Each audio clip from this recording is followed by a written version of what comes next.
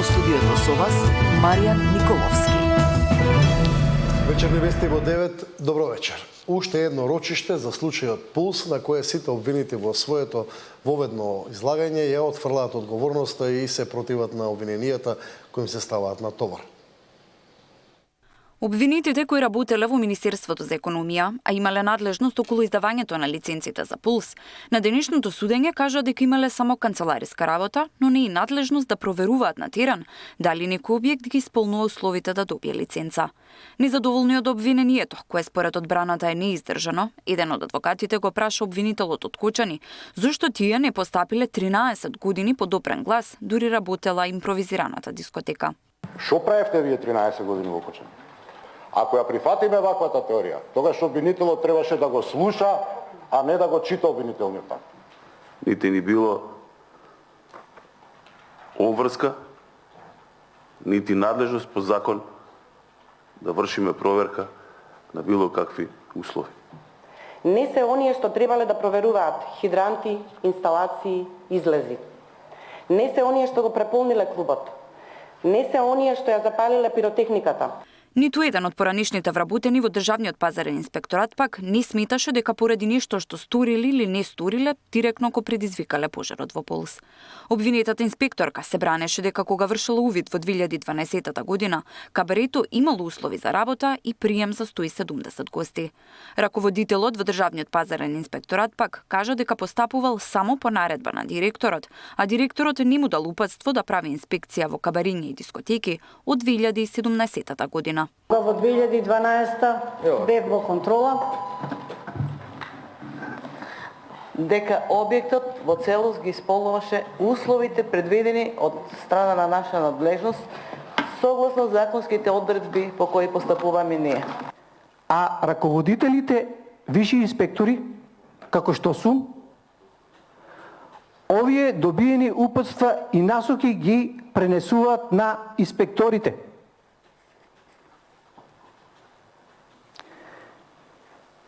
Во периодот од октомври 2017 до денот на немилиот настан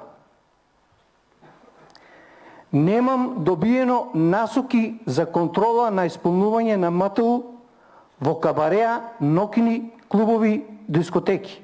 На поранишниот административен работник во економија кој е обвинет за примање мито за издавање лиценца, му е укинат притворот со имотна гаранција која ја приложил од 600.000 евра. Следното рочиште продолжува со воведни зборови на двете обвинети фирми и обвинетиот Александар Нацев, пошто ќе следи сведочење на сведок предложен од обвинителството. Тамара Дичевска, Сител телевизија.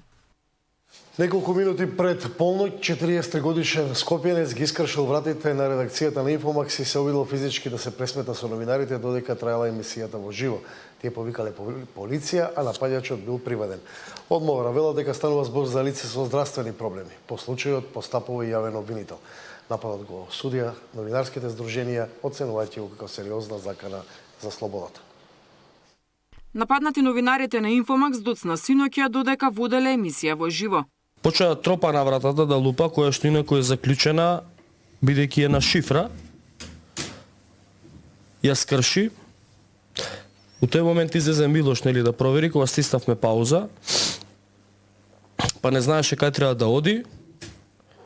И потоа кога тргна нагоре да се качува по скалите, искрши уште една врата. Па уште една.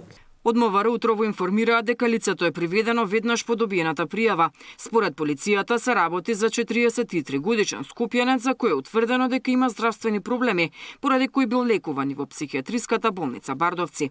Против напајачот тој од Скопје веќе поднесе кривична пријава за насилство и попречување на службено лице во вршење службено дејствие.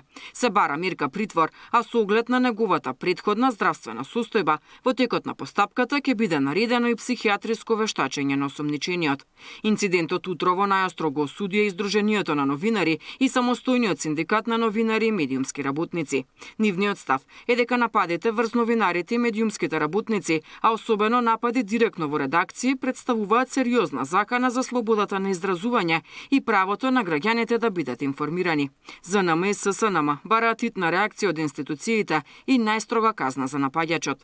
Ваквите инциденти се неприфатливи и представуваат закана за основните демократски вредности, кои треба да се заштитуваат и промовираат, стои во осудата на ВМРО-ДПМН.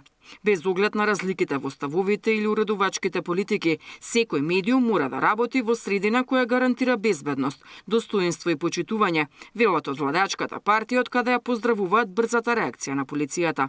Лидерот на СДСМ пак вели дека нападот е испровоциран од повиците за насилство, што доаѓале од представници и симпатизери на власта. Според информациите што ги добивме, напаѓачот е член на владачката партија ВМРО-ДПМН. Злоупотребата на власта и на МОК-та синоќа ја видовме на дело. Слободата на граѓаните и слободата на медиумите е загрозена. Нема да чекаме да почне да испраќаат тепачи, силеџи по домовите по српскиот модел. Српското сценарио на ВМРО-ДПМН започна синоќа.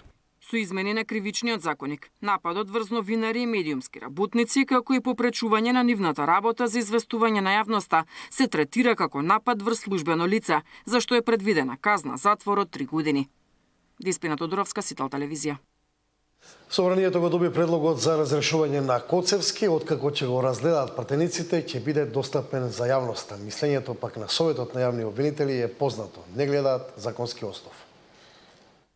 Собранието го доби владиниот предлог за разрешување на државниот јавен обвинител Љупчо Коцевски. Кога предлогот ќе се најде пред пратениците, од законодавниот дом велат дека дополнително ќе ја информирале јавноста.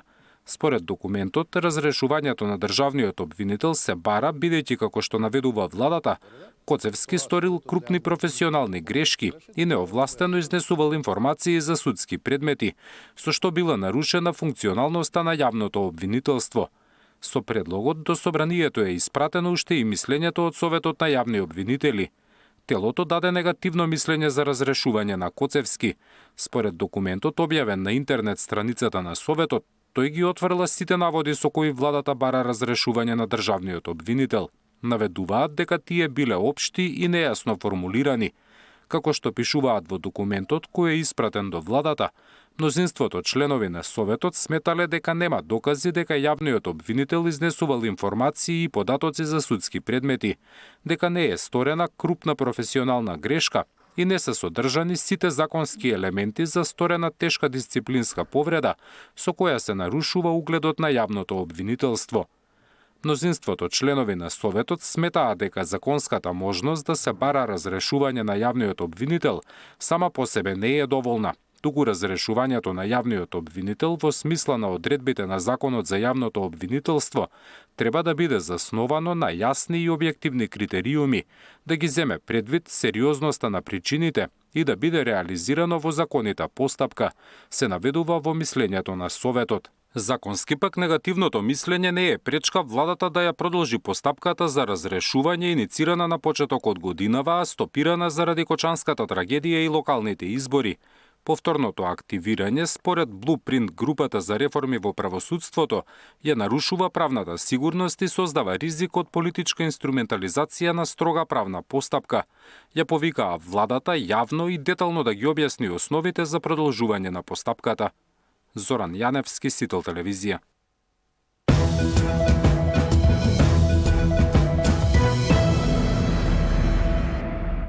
На нешто помалку од 20 дена до новата година, скопјани во очекување на предпразнична атмосфера. Како е во центарот на градот, што да очекуваат скопјани, одговори бараше Мирина Давидовска.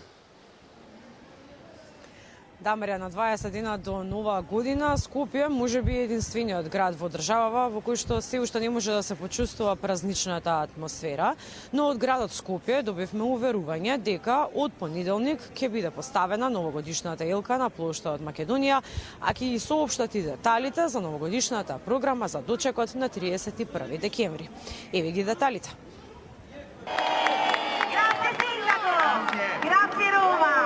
Загреб, Прага, Рим, Минхен, Страсбург, вака изгледаат метрополите во пресред на новогодишните и божикни празници. Европските престолнини се во полн сјај уште од пред почетокот на декември, а атмосферата дополнително ја дополнуваат со познатите божикни маркети кои се туристичка атракција. На Скопскиот плоштад се уште нема ниту елка. Поставени се кукички на кои треба да се продаваат сладки бомбони и украси, но не се во функција. Од град Скопје велат до средината на овој месец градот ќе биде украсен. До 15 декември целосно ќе бидат завршени сите активности. На тој ден град Скопје ќе организира настан на кој заедно со голем број дечиња и жители на главниот град официјално ќе го осветлиме плоштадот Македонија. Очекувајте убава атмосфера и многу забава за сите генерации. Најавија и новогодишна прослава со домашни изведувачи. На плоштадот на 31 декември ќе настапат Каролина Гочева, Тамара Тудевска, фолклорни групи и забавна програма за деца. Деталите за програмата се уште не се познати. Граѓаните се надеваат дека Скопје ќе добие новогодишна атмосфера како што му доликува на главен град. Многу поише украси, многу по, не знам, чувство дека е нова година, па што декември не е нова година. Знаете ли дека има нешто, дека прослава? Па има, да, кажа дека ќе има као само македонски артисти во центарот на градот, ама мислам дека џабе пошто сите Скопјани сидат на други места за нова година и веќе се сите негде резервирани. Дојдовме, ама некако да очекуваме, ама ништо слабо. Нема елка. Што сакате да видите сега еве? На Китиното во центар. Сакавме да видиме како на Китено, но уште не на Китено. Ќе биде. Па јас веќе не сум тука, така да не очекувам ништо искрено. Не живеете тука? Не, во Германија сум со сопругот. Кога се украсува, од кога има? Цело лето. Навистина е стално украшено таму. Украси и сјалички може да се забележат на кафулињата и рестораните. И елка има, но на територија на општина Центар, на улицата која води до плоштадот. Од општината Центар најавија посебна прослава за Нова година, како што организирале и во последните неколку години. Мирјана Давидовска, Сител телевизија.